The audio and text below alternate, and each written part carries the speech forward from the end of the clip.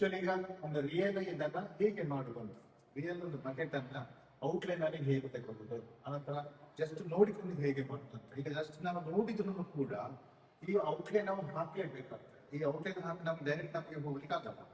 ನೀವು ಒಳ್ಳೆ ಆರ್ಟಿಸ್ಟ್ ಅಂತಂದ್ರೆ ಡೈರೆಕ್ಟ್ ಹೋಗ್ಲಿಕ್ಕೆ ಆಗ್ತದೆ. ಆದ್ರೂ ಈ ಲೈನ್ಸ್ ಇಲ್ಲದೆ ನಮಗೆ ವಾಟರ್ ಕಲರ್ ಆಗಲಿ ಅಥವಾ ಶೇಡ್ ಮಾಡ್ಲಿಕ್ಕೆ ಆಗಲಿ ಸಾಧ್ಯ.